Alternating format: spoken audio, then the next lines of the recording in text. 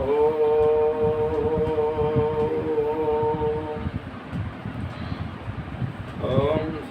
सेनो बन्धुर्जानीता शैलीथाता धामानि वेदभुवनानि स्वा यत्र देव अमृतमानिशाना सुतये धामान्यधैर्यन्त। आज मैं आर्यवेद दर्शन पर जो मेरी वीडियो बनेगी, चर्चा रहेगी, वो रहेगी कि द्रौपदी का भरी सभा में घोर और अपमान और भीष्म पितामह द्रोणाचार्य बहुत सारे बड़े बड़े जो व्रत थे वो देख रहे थे। तो इस पे एक और चर्चा करेंगे कि ये आज जो हमें ये दिन देखने को मिल रहे हैं, ये महाभारत काल का युद्ध का परिणाम। जब बड़ी बड़ी दाढ़ियों वाले, सफ़ेद केसों वाले, अनुभवी धर्म धुरंधर और ज्ञान प्रिय कहलाने वाले भीष्म पितामह द्रोणाचार्य तथा कृपाचार्य आदि के द्वारा न तो दुर्योधन की आज्ञा का विरोध किया और न उसे सशक्त सीधा आदि दुशासन को रोक ही पाए। तो देखिए भरी सभा में दुशासन कर्ण महारानी द्रौपदी की जो है एक तरह कितना अपमान कर रहे हैं, बेइज्जती कर रहे हैं। तो उस समय ये भीष्म पितामह बैठे थे, गुरु द्रोणाचार्य भी बैठे थे और जितने हमारे वो थे सभी महापुरुष बैठे, कृपाचार्य।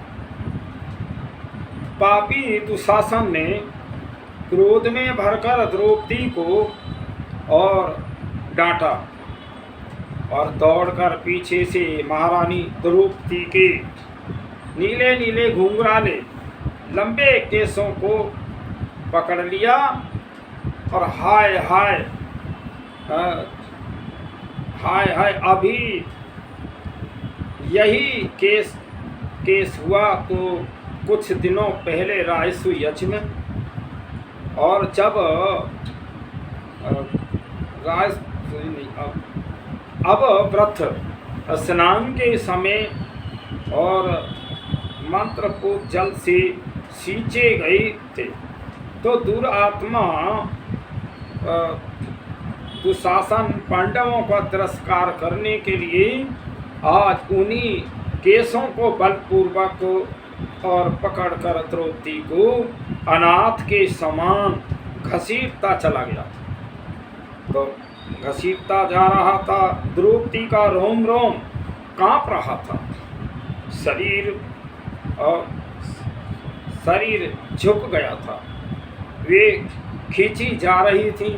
द्रौपदी ने धीरे से कहा, अरे मूढ़ आत्मा दुशासन, मैं रजस्वला हूँ, एक ही वस्त्र पहने हुए हूँ, ऐसी अवस्था में मुझे यहाँ ले जाना अनुचित नहीं है। दुशासन ने द्रौपदी की बात पर कुछ ध्यान न देकर और केसों को और भी जोर से पकड़ा और वह बोला, द्रौपदी की बेटी, तू रजस्वला हो या एक वस्त्रा हो, भले ही तू नंगी हो, और इसने तुझे जुए में जीता है, मतलब हमने तुझे जुए में जीता है, तो तू हमारी दासी है। अब तुझे नीच स्त्रियों के समान हमारी दासियों में रहना पड़ेगा। दुशासन द्रौपदी को और सभा में घसीट लाया। तब दुशासन द्रौपदी का वस्त्र उतारने का प्रयत्न करने लगा और भी नंगी करने लगा द्रौपदी को। तो समय क्यों अखंड ब्रह्मचर्य प्रतापी भीष्म पितामह जी, आप इस दूत सभा में बैठे थे, इसके सभासद थे, और कभी आपने अपने श्रीमुख से सभासद के लक्षण बताए हुए कहा था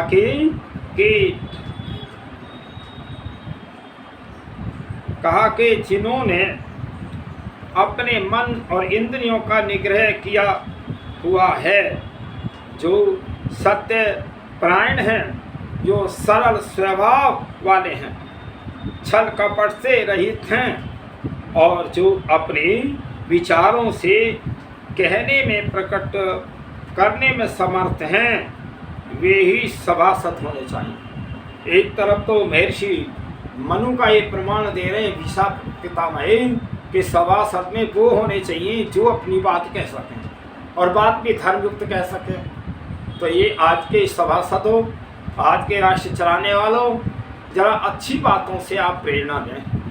फिर कहा, तो क्या पितामह जी, एक वस्त्रा रजस्वला रोती बिलखती और दुशासन द्वारा भरी सभा में घसीट कर लाई जाती हुई और एकमात्र वस्त्र के ही खींचे जाकर और नग्न की जाती हुई द्रौपदी की दशा देखकर और आपको लज्जा नहीं आई? आपका माथा और शर्म से गड़ क्यों नहीं गया? कहकर इसका विरोध करने की क्या आप में शक्ति नहीं थी? तो ये द्रौपदी जो है भीष्म पितामह से कह रही है, क्या आपको मनु महाराज की वह बात विस्मृत याद नहीं आई कि या तो सभा में प्रवेश न हो? हे दुनिया वालों, जरा महापुरुषों से प्रेरणा ले लें कि या तो सभा में जाओ मत, जाओ तो सत्य कहो। तो यहाँ महर्षि मनु का वो है, या तो सभा में प्रवेश ही न करें, और यदि सभा में बैठे तो उचित और सत्य बात अवश्य कहें। सत्य और उचित बात न कहने वाला अथवा गलत कहने वाला मनुष्य पापी होता है। तो अगर हम इन बातों की तुलना करें, आज जो विश्व स्तर पे जो हमारे सभासद और जितनी हमारे पार्लियामेंट और सारे सब कुछ कार्य होते हैं, क्या वो न्यायपूर्वक हैं? फिर बताओ तुम कहाँ जाओगे? जो हमारे ऋषि मुनियों ने हमें बताया, महर्षि मनु ने बताया। फिर कहा, पूर्व अवस्था में स्त्री परंतु पीछे जाकर जो पुरुष था नहीं, पूर्व अवस्था में स्त्री परंतु पीछे जाकर जो पुरुष था, उस शिखंडी को भी स्त्री मानकर उस पर शस्त्र ने चलाने की प्रतिज्ञा की, तो करके उस पर दया दिखाने वाले आपको वास्तव में स्त्री और कातर असहाय महारानी द्रौपदी पर दया नहीं आई? एक तरफ तो वो कहते हैं जब युद्ध चल रहा था कि कोई स्त्री या शिखंडी हिजड़ा कोई आ जाएगा तो मैं अपना शस्त्र डाल दूंगा, तो उस समय शस्त्र डाले। लेकिन एक तरफ तो जो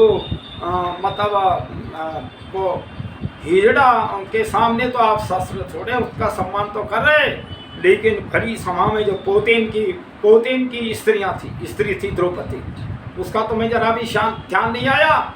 और भाई आज अगर हम इन बातों की तुलना करें ना, तो आज तो भाई बहुत हद हो रही है। आज तो क्या है, वो सुसर्वी पुत्र वधू से जो है अपना संबंध रखता है। और एक तो ये, और भाई और कितना उल्टा धर्म मत है, या धर्म कहेंगे या इसे क्या कहें बताओ, इसका क्या दर्जा दिया था? जो कोई गलती होगी पति पत्नी में और उसके पत्नी जो है दूसरे से संबंध करे और फिर वो आ जाए वो तलाक दे, क्या यही मनुष्य मात्र का धर्म है? इसी को धर्म कहते हैं?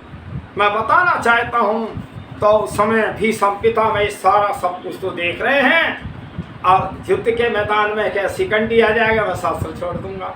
अरे वो तुम्हारे पोते की बहू थी द्रौपदी, तुम्हें शर्म नहीं आई? और वहाँ उसमें गुरु द्रोणाचार्य भी बैठे हैं, कृपाचार्य भी बैठे हैं, ये तो सारे इनके पोते ही तो लगे। तो इसलिए विचार करो कि हम कहाँ जा रहे हैं। तो देखिए कैसे सहन हो सका? आपको क्या आप भी वहाँ उपस्थित अन्य राजाओं के समान दुर्योधन से भयभीत थे? क्या आप भी दुर्योधन से डर रहे थे? तो इसलिए फिर पितामह जी, यदि आप उस समय दुशासन दुर्योधन की इस अति नीच अति निंदनीय हरकत का विरोध करने खड़े हो जाते और झपट कर दुशासन के और के पंजे से और द्रौपदी को छुड़ा लेते, तो उग्र रूप दिखा देते, तो फिर दुर्योधन आदि की आगे से और कुकृत्य करने की हिम्मत ही न होती और ने महाभारत युद्ध होता। तो देखिए, ये थोड़ी गलतियाँ बहुत आगे बढ़ जाती हैं। हमारे परिवारों में भी ऐसी गलतियाँ हो जाती हैं, राष्ट्र में हो जाती हैं। जो अपने धर्म के ठेकेदार है, धर्म कहते हैं हमारा धर्म बहुत अच्छा, हमारा सारे धर्मों में भी गलतियाँ होती हैं। इसलिए मैं तुम्हें बताना चाहता हूँ, अगर कहीं गलतियाँ भाई भूलवश हो जाए अलग बात है, लेकिन कहीं गलतियाँ आर्यों में नहीं होती हैं। वैदिक धर्म में गलतियाँ नहीं। इसलिए विचार करो, वैदिक धर्म है क्या? वैदिक धर्म तो वो है वैदिक धर्मी जो ईश्वर के बारे में जानता हो, आत्मा के बारे में जानता हो, संसार के बारे में जानता हो। ये संसार कर्म करने का साधन है और ये जीव आत्मा को मनुष्य शरीर साधन के रूप में मिला है। सारी न्याय व्यवस्था ईश्वर के अधीन है, इतना सा समझ लो। तो देखिए, फिर पितामह जी, आप उस समय दुशासन दुर्योधन को अगर डांट लगा देते तो ये महाभारत का इतना भयंकर युद्ध न होता, जिसमें 1,66,20,000 लोग मारे गए थे। 50 करोड़ तो स्त्रियां विधवा हो गई थी। तभी से ये मतांतर फैले, तभी से सारे विश्व के अंदर अग्नि जो है, द्वेष की अग्नि फैली हुई है। विदेश अभी द्वेष पूरे नहीं हुए। फिर देखिए, सभा में द्रौपदी का प्रश्न और भीष्म का उत्तर। जब भरी सभा में द्रौपदी जो है भीष्म पितामह से कह रहे हैं कि जब दुशासन के द्वारा घसीटने से द्रौपदी के केस बिखर गए तो शरीर से आधा वस्त्र खिसक गया, तो वह लज्जावश क्रोध से लाल होकर और धीरे धीरे बोली, अरे दुष्टो, इस सभा में सभी शास्त्र जाता क्रियावान इंद्र के समान प्रतिष्ठित और मेरे गुरुजन बुजुर्ग बैठे हैं और इनके सामने इस दशा में मैं कैसे खड़ी हो सकूंगी? अरे दुराचारी, मुझे घसीट कर मत ले। जब वो दुर्योधन घसीट के द्रौपदी को ले जा रहा था, तो तब द्रौपदी के ये कहे, ये सारा समाज बैठा है और मुझे ये दुशासन घसीट के ले जा रहा है, और नग्न मत कर इस नीच कर्म से, और तनिक डर तो सही। हाय हाय, भरतवंश को धिक्कार है। इन कुपूतों ने क्षत्रिय धर्म का नाश कर दिया है। ये सभा में बैठे हुए कौरव अपनी आंखों से कुल की मर्यादा का नाश देख रहे हैं, और द्रोण, भीष्म, महात्मा विदुर का आत्मबल कहाँ गया? बड़ी बड़ी इस अधर्म को क्यों देख रहे हैं?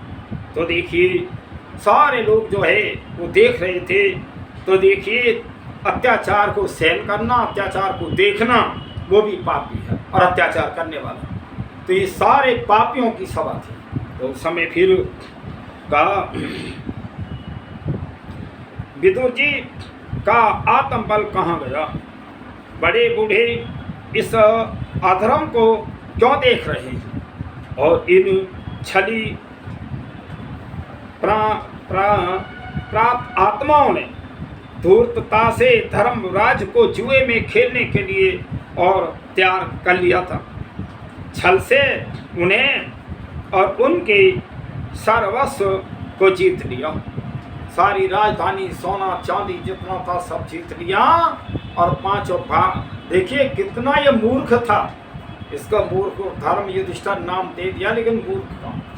एक अत्याचार हो रहा है, हम धर्म पे बैठे हैं, हम झूठ ना बोलें। और एक अत्याचार कोई कर रहा है, हम उसे ना मारें। कहाँ का ये धर्म है? मैं कहता हूँ आता ताई को मारना भी धर्म है, और आता ताई का सहन करना उसकी दुष्टता को पाप है। तो इसलिए विचार करो, इस धर्म ने भी हमारा बेड़ा गर्क कर दिया, हमारा इतिहास खराब कर दिया।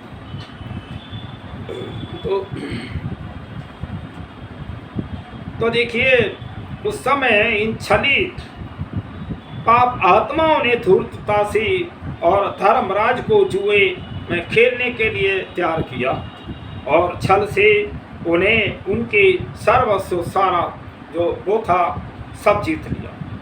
और उन्होंने पहले अपने भाइयों को, तब अपने को, और हार कर मुझे दांव पर लगाया। मैं यह जानना चाहती हूँ कि अब उन्हें मुझे दांव पर लगाने का धर्म के अनुकूल अधिकार था या नहीं। तो यहाँ सभा में अनेकों गुरुवंशी बैठे हैं, और वे मेरे प्रश्न पर विचार करके ठीक ठीक उत्तर दें। तो ये द्रौपदी ने कहा, क्या ये धर्मराज को मेरा जुए में रखना क्या उसका उचित था, या है उसके धर्म के अनुकूल है? तो फिर यहाँ देखिए विप्रता द्रौपदी के इस प्रश्न का उत्तर कोई न दे सका। पर पितामह जी, आपने जो उत्तर दिया उसके क्या कहने, आपका उत्तर था। वहाँ भीष्म पितामह कह रहे हैं कि कल्याणी, धर्म की गति बड़ी गहन है। बड़े बड़े विद्वान बुद्धिमान भी उसका रहस्य समझने में भूल कर जाते हैं। देखिए गलती भी मान रहा है और धर्म को आगे रख रहा है। ये धर्म कहाँ हुआ भाई? एक नारी जाति की तेरे सामने बेइज्जती हो रही है, वो भी पोते की बहू। पोते ही तो थे। जो धर्म सबसे बलवान सर्वोपरि है, वही अधर्म के उत्थान के समक्ष दब जाता है। तो ये कहा जो धर्म सबसे वो है, जब अत्याचार होता है तो दब जाता है। मेरी समझ में नहीं आ रही, अगर एक शब्द भी भीष्म पितामह में बोलते ना, तो पांचों पांडव सब जो इनकी वो धज्जियां उड़ा देते। लेकिन ये भीष्म पिता ही ना बोला। तो यहाँ अभी धर्म की दुहाई और दे रहा है, जो धर्म सबसे बलवान और सर्वोपरि है, वही अधर्म के उत्थान के समय दब जाता है। तो यहाँ अत्याचार को ही बढ़ावा दे रहे। देखिए कितना बड़ी कमाल की बात है। तुम्हारा प्रश्न बड़ा सूक्ष्म, गहन और महत्वपूर्ण है। कोई भी निश्चय पूर्वक इसका निर्णय नहीं दे सकता। तो फिर ये द्रौपदी ने जो बातें कह रही थी, तो भीष्म पिता कहने लगे इस प्रश्न का उत्तर कोई दे नहीं सकता है। क्या कमाल की बात है। तो देखिए क्यों धर्म उपदेश पराक्रमी पितामह जी कसाईयों के बीच में फंसी हुई और गाय के समान असहाय द्रौपदी तो छटपटाती हुई अपने ऊपर आए महासंकट से त्राण पाने के लिए गुहार लगा रही थी। तो ये तो सारे अपने कष्ट को दूर करने के लिए द्रौपदी गुहार लगा रही, और आप उस समय धर्म की गहनता और धर्म की सूक्ष्मता की दुहाई देकर अपने सजनोचित और वीरोचित कर्तव्य से विमुख हो गए। आज आपको धर्म की सूक्ष्मता याद आ रही है। तो देखिए द्रौपदी ने बहुत कहा, भाई जो समझदार बुद्धिमान होते हैं अपनी बात तो कह ही देंगे। तो इस समय फिर तो देखिए समान असहाय द्रौपदी तो छटपटाती हुई अपने ऊपर आए और महा संकट से त्राण पाने के लिए कह रही थी। तो उस समय आपको धर्म की सूक्ष्मता याद नहीं आई, जब आपकी माता और गंगा देवी के और जीवित रहते हुए भी और आपने अपने पिता के लिए और दासराज से और उसकी पुत्री सत्यवती को मांगा। तो देखिए, दासराज की जो मलाए होते हैं और उसकी पुत्री को जो है आपने अपने पिता को मांगा। तो देखिए, क्या तुम्हारा धर्म कहाँ चला गया? एक पिता के लिए और पुत्र जो मांगे, और वो भी किसी ऐसी स्थिति में हो कि भाई चलो कोई और है नहीं सहारे को, लेकिन वहाँ पत्नी थी अभी इसकी भीषम पितामह की माँ थी गंगा देवी, और तब अपने पिता को जो है वो मल्लाह की लड़की को मांग रहा है। बड़े कमाल का इतिहास है, इसीलिए तो आज सारा इतिहास बिगड़ गया और महाभारत के 1000 वर्ष से निरंतर इतिहास जो वैदिक संस्कृति थी वो गिरती जा रही। तो यहाँ तो देखिए, आप धर्मानुसार पिता को फिर कहा कि माता गंगा देवी के जीवित रहते हुए भी आपने अपने पिता के लिए और दशरथ दासराज की उसकी पुत्री सत्यवती को मांगा था। फिर कहते हैं, आप धर्मानुसार पिता को समझा सकते थे कि पिताजी, आप मेरी सर्वगुण संपन्ना माता के जीवित रहते और दूसरी स्त्री से विवाह करने की क्यों सोच रहे हैं? आप दशरथ के समान अनपत्य निसंतान तो नहीं है। भाई, आपके संतान न होती तो चलो कर लेते। महाराज दशरथ ने 3 रानियाँ थी, उनकी संतान नहीं, इसलिए ऐसा नहीं। आज तो जो लोग कई पत्नियाँ कई संबंध रखते हैं, गलत है। तो इसने फिर कहा कि स्त्री से विवाह करने की क्यों सोच रहे हैं? आप दशरथ के समान अनपत्य निसंतान तो नहीं है जो दूसरा विवाह करें। मेरे दादा, आपके पिता और प्रतीप महाराज ने काम्या वचनावती युवती गंगा के आग्रह करने पर भी उससे विवाह नहीं किया, क्योंकि उस समय उनकी पत्नी सेव्या, सुंदा और मेरी दादी और आपकी माता जीवित थी। तो प्रतीप महाराज ने पत्नी व्रत धर्म का पालन किया और युवती गंगा का अपने पुत्र आपके साथ विवाह किया। वैसे आप भी सत्यवती को ब्याहने का और विचार छोड़ दीजिए। तो इस तरह जो है वो समझाया होगा। तो विचार छोड़ दिए। इस प्रकार आप पिताजी को धर्म की सलाह देने पर और उस समय तो आपने कामासक्त पिता के लिए सत्यवती की व्यवस्था की और उसका दूषित परिणाम देखिए।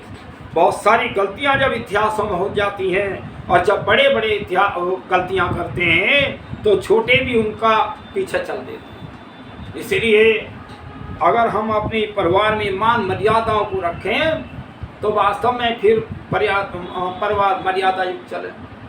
तो इस प्रकार से और द्रौपदी पितामह को कह रही है और कहा, सत्यवती से उत्पन्न चित्रांगद विचित्र वीर्य इन 2 पुत्रों में से छोटे की बाल्यकाल में ही वेश्यासक्त शांतनु परलोक सिधार गए।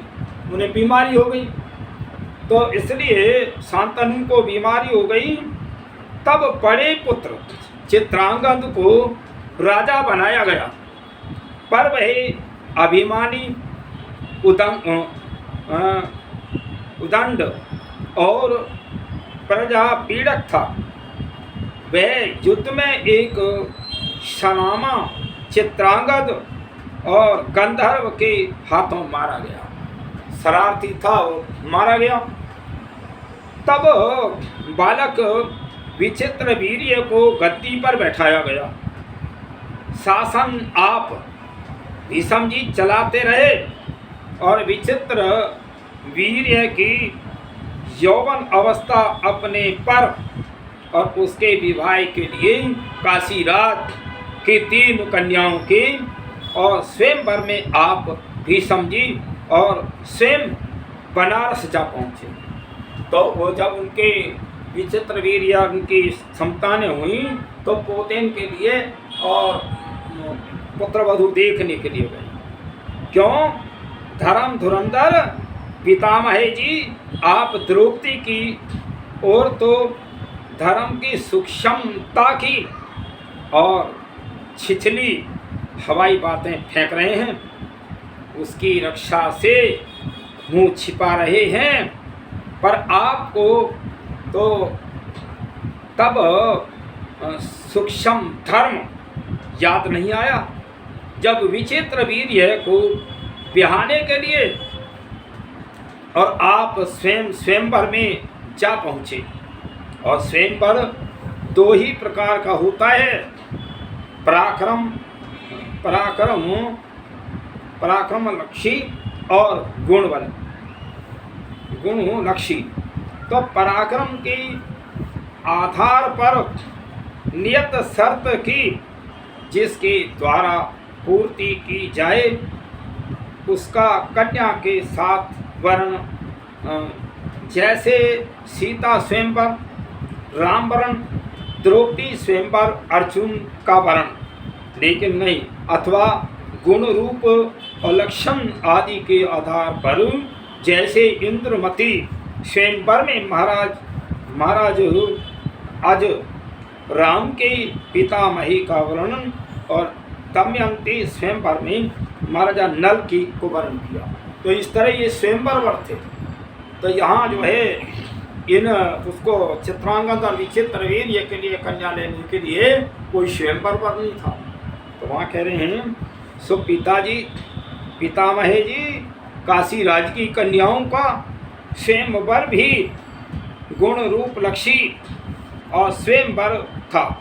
तो उसमें विचित्र वीर्यों को स्वयं पहुंचना चाहिए था, पर प्रतीत होता है कि विचित्र वीर्य में गुण आदि की और पराक्रम की कमी थी।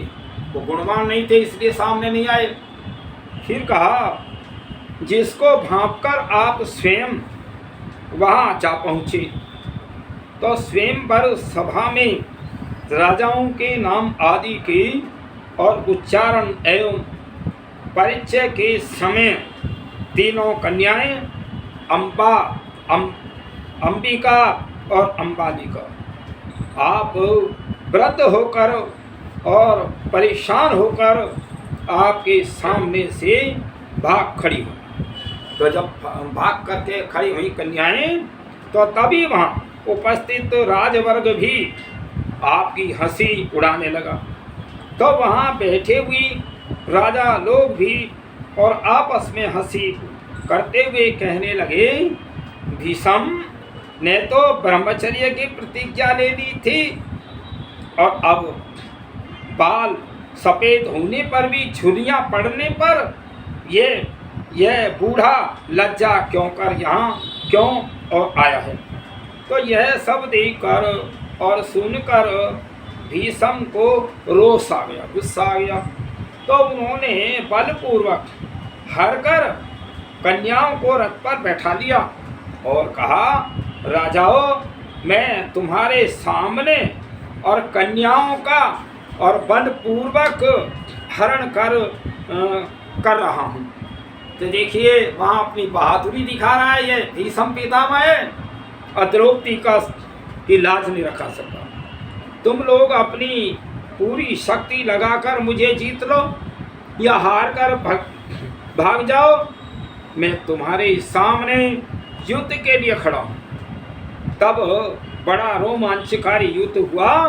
भीष्म ने उस और युद्ध स्थली में हजारों धनुष बाण ध्वजा कवच और सिर काट डाले और घोड़ों और सारथियों को भी मार डाला। तो देखिए वहां तो इसने इतनी बहादुरी दिखाई। फिर क्यों भीष्म पितामह जी, क्या इस कन्या हरण को आपने धर्म सम्मान माना था? एक तरफ तो अब द्रौपदी की लाज के लिए तो धर्म आगे कर दिया, और क्या वहां धर्म नहीं था तुम्हारा? तो कन्या हरण को तभी उचित ठहराया जा सकता है जब कन्या किसी को मन ही मन पहले वर ले। तो देखिए जो कन्या वर ले हो जाते हैं, आजकल लड़का लड़कियों की बातें हो जाती हैं तो आ जाती हैं, लेकिन यहाँ इनमें भी गलती है। ये चले तो जाते हैं और संबंध बना लेते हैं, इनके संबंध कुछ दिन चलते हैं फिर बिगड़ जाते हैं, तो ये तरीका गलत है।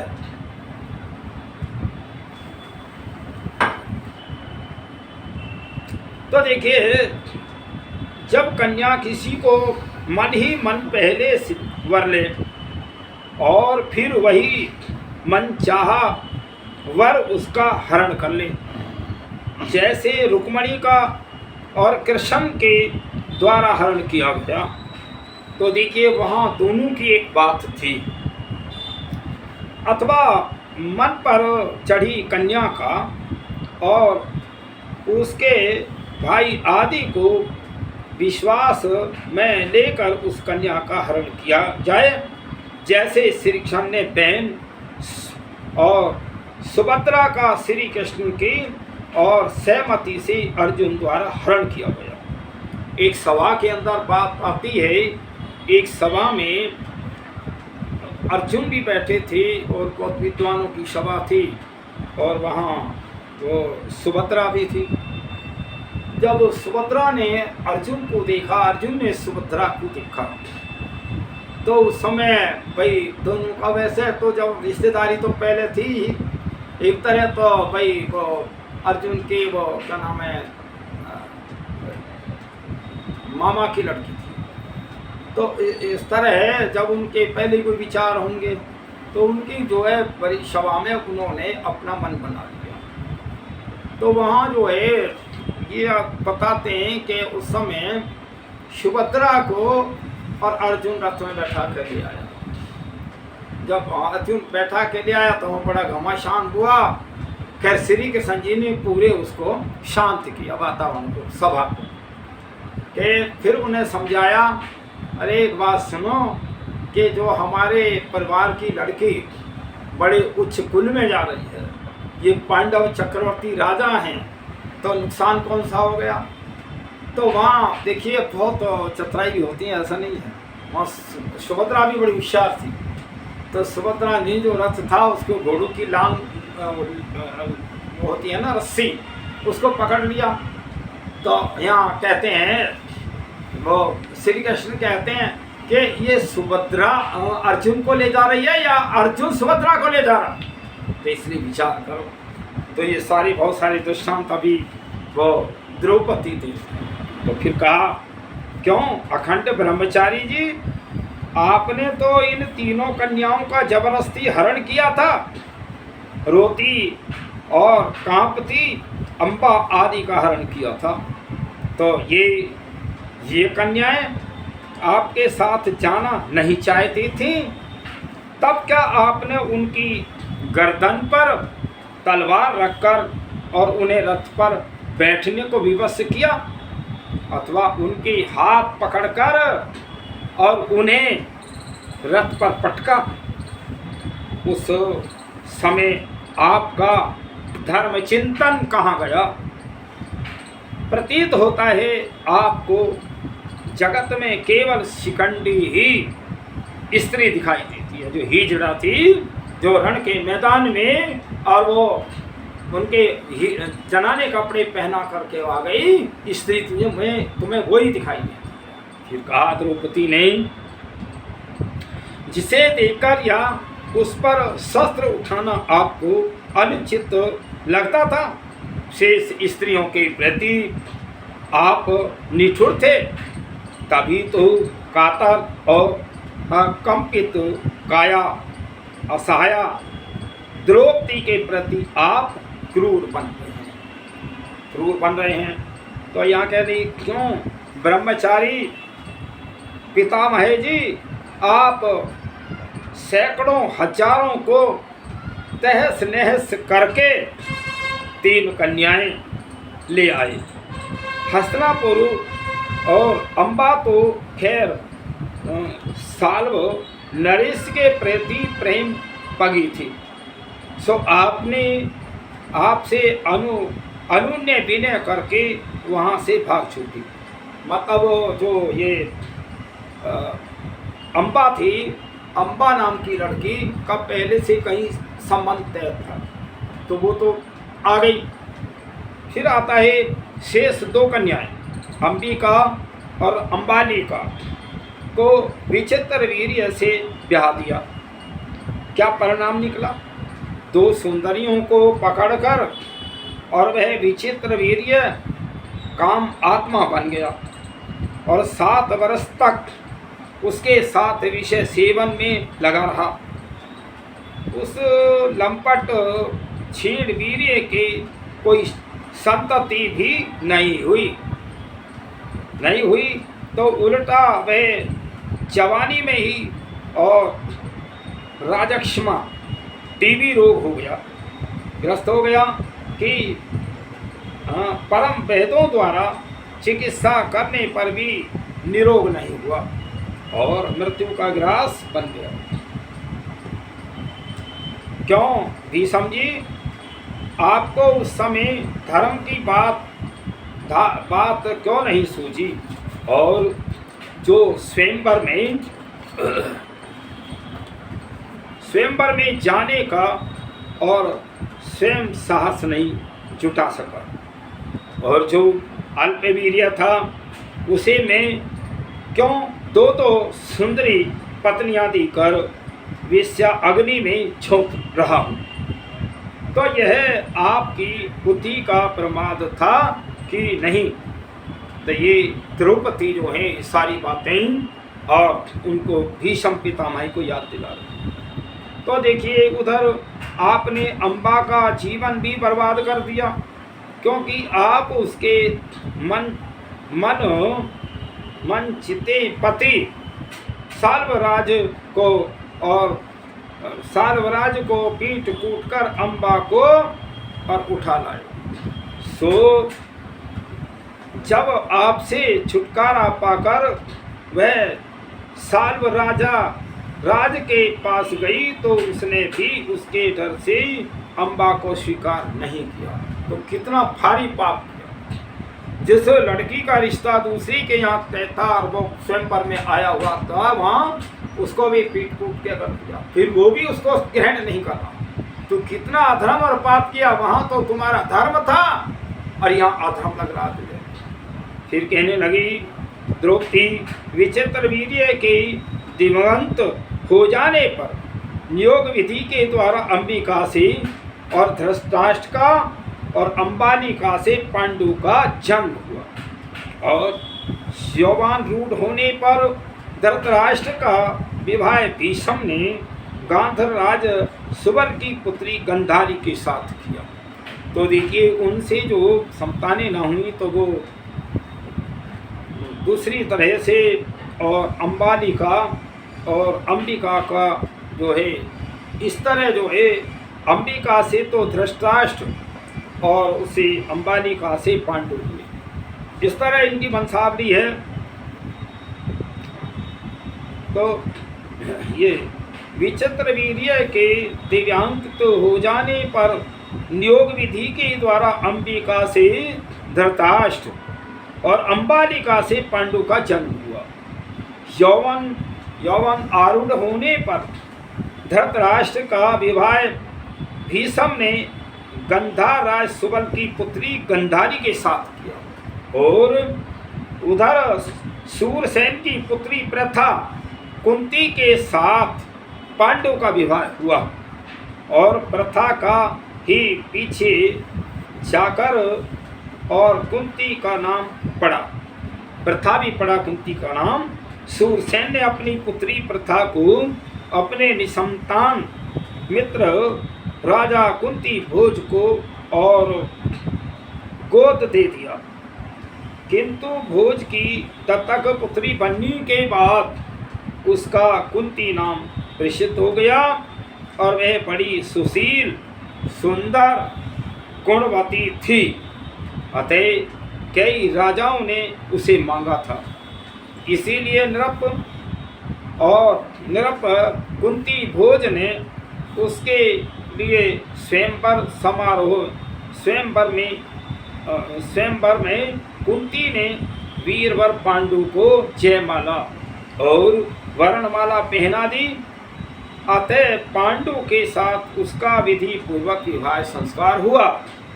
तो राजा पांडु वहाँ से बहुत सी भेंट सामग्री प्राप्त करके और अपनी राजधानी हस्तिनापुर में लौट आए।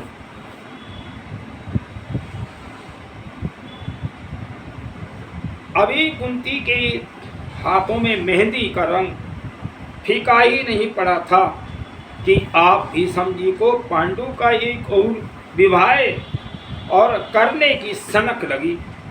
तो महात्मा भीष्म ने और पांडु का एक और विवाह करने का निश्चय किया।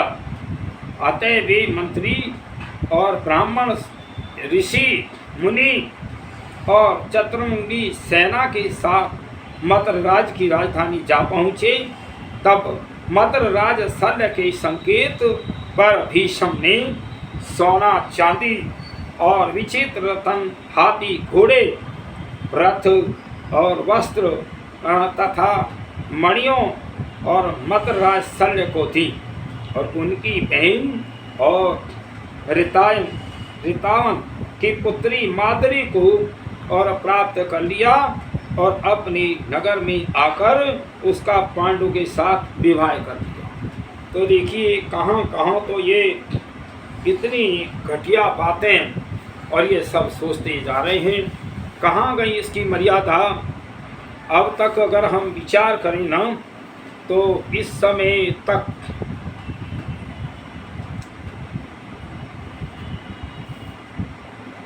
भीष्म पितामह ने कई गलतियां कर रखी हैं। तो वैसे तो कम से कम 30-40 गलतियां, और जितने भी ये महापुरुष में हैं सबकी गलतियां हैं। एक दिन में सारी गलतियों का बताऊंगा किसने कितनी भूल और गलतियां की हैं। तो मैं ये बताना चाहता हूं कि आज हम पुराने इतिहासों से प्रेरणा लें। आज जो हमारे राष्ट्र चलाने वाले नायक हैं तो देखिए महाभारत से प्रेरणा लें। राजनीति, धर्म नीति और प्रजा भलाई सुख शांति प्राप्त करें। ये जो धर्म राजनीति है, धर्म नीति होनी चाहिए। प्रजा की भलाई करें, प्रजा की सेवा करें। इसलिए तुम्हें कोई अधिकार मिले, MP, MLA, चाहे हमारे प्रदेश अध्यक्ष, राष्ट्र अध्यक्ष जो भी हैं, सबको जो है ये जिम्मेदारियां हैं। अपनी अपनी ड्यूटी निभाओ। थोड़े थोड़े दिन का जीवन है, मृत्यु तो सबकी आएगी, सबको आ रही है। तो इसलिए भलाई, राजनीति, प्रजा भलाई, सुख शांति प्राप्त करें, इसी का नाम राजनीति है। ऐसा नहीं है जब हम प्रजा की भलाई न कर सकें, सुख शांति न दे सकें तो काहे की राजनीति है भाई। फिर आता है राजनीति, और राजनीति धर्म के अनुकूल हो। पहले धर्म को रखो, क्योंकि इस आत्मा का साथी धर्म है। सारा सब यहीं छूट जाएगा। जितना आपने भाई ये पदार्थ इकट्ठे किए, पदार्थ ही हैं, घर, मकान, गाड़ी, घोड़े, हवाई जहाज, सब पदार्थ हैं जो इकट्ठे किए। एक दिन ये सब रह जाएंगे। जिन स्थितियों से, जिन कर्मों से तुमने इनको प्राप्त किया, उसका जो फल है वो तुम्हें अवश्य ही भोगना पड़ेगा। अधर्म की कमाई की है, अधर्म से इकट्ठा किया है, तो आगे मनुष्य का जन्म भी ना मिलेगा, भोग योनियों में जन्म होगा। और धर्मयुक्त कार्य करेंगे तो मनुष्य का जीवन मिलेगा ही मिलेगा, और भी अच्छे उसमें भी मिल सकता है। अच्छी इस आत्मा को अच्छा शरीर मिल सकता है, और अधिक पुण्य हो तो मुक्ति भी मिल जाती है। मोह में आवागमन से छूट जाते हैं। लेकिन इसमें सबसे जो महत्वपूर्ण है, ये इस जीवात्मा का कर्म है। इसको आप समझें। तो तो देखिए आत्मा का हमको आत्मा साथी है, धर्म के साथ धर्म ही जाता है, आत्मा के साथ में धर्म ही जाता है, लेकिन और कुछ नहीं जाता। आत्मा कर्म बाकी संसार यहीं रह जाता है। आत्मा जो है मैं हमारे जो कर्म हैं उनका फल जाता है, उन्हीं का फल परमात्मा आगे देता है, सारा संसार यहीं रह जाता है।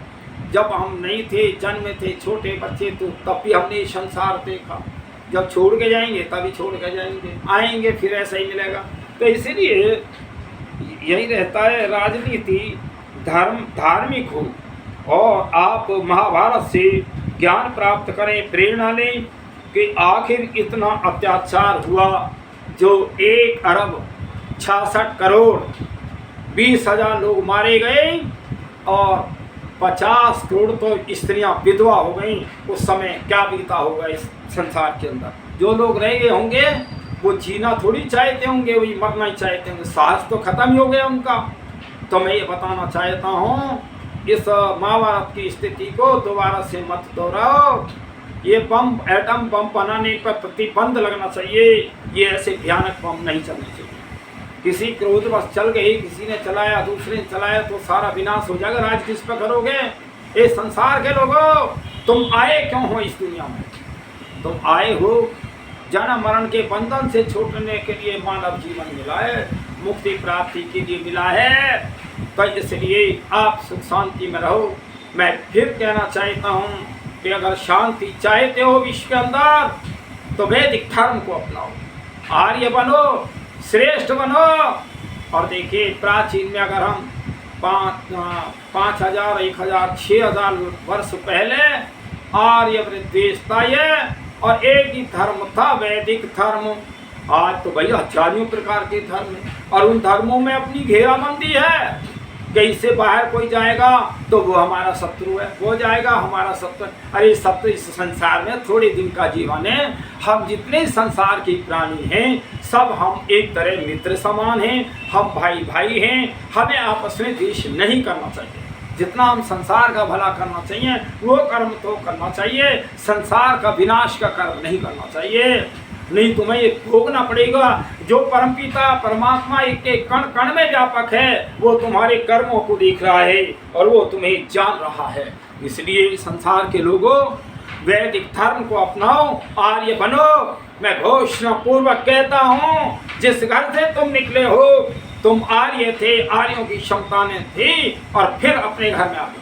मैं घोषणा पूर्वक सभी आर्य लोगों के दरवाजे खुले हमारे। तो भाई हम किसी से द्वेष नहीं, हम तो कल्याण चाहते हैं, सबकी भलाई चाहते हैं। इसलिए तो आर्य समाज वो है, कहीं कोई आर्य समाजी गलत किसी के लिए बारे में नहीं बोलेगा। तो इसलिए शांति चाहते हो दुनिया में तो वैदिक धर्म अपनाओ, और कोई दुनिया का रास्ता ही नहीं है। जब तक तुम्हारे अलग अलग धर्म मत होंगे कभी शांति हो नहीं सकती। मैं इतना ही कह करके सभी से एक वो निवेदन कर रहा हूँ, जिस संसार में शांति चाहते हो। तो मैंने अभी महाभारत की 3 वीडियो बनाई है, तो ये 3 वीडियो में ये पता लग गया कितना विनाश हुआ था इस दुनिया का, सारे विश्व के लोग आए। तो इसलिए शांति चाहते हो वैदिक धर्म अपनाओ। मैं सभी से एक निवेदन कर रहा हूँ कि आपके लिए वैदिक धर्म के दरवाजे, आर्यों के दरवाजे खुले हुए हैं। आप अपने घर फिर आ जाओ, ऐसी कोई बात ना। किसी नाराज कैसी नाराज हो गए, रूठ के फिर आ जाओ, कोई हम तो मनाने वाले हैं, हम तो अच्छा ही करने वाले हैं। इसीलिए मैं परमपिता परमात्मा से कहता हूँ, हे प्रभु तुम सबकी आत्माओं में व्यापक हो, तुम सबको जो है ठीक जो है एक धर्म का ज्ञान दो, सभी की आत्मा में शांति दो, और धर्म अधर्म को जाने, और ये सारा विश्व का अच्छे कार्य करें। हमारे जो विश्व के शासक हैं उनकी सोच अच्छी हो, उनकी बुद्धि अच्छी हो, सबकी भलाई चाहें। हे परमपिता परमात्मा, मैं आपसे ये प्रार्थना कर रहा हूँ, हे प्रभु मेरी प्रार्थना स्वीकार करो, स्वीकार करो, स्वीकार करो। ओम शांति।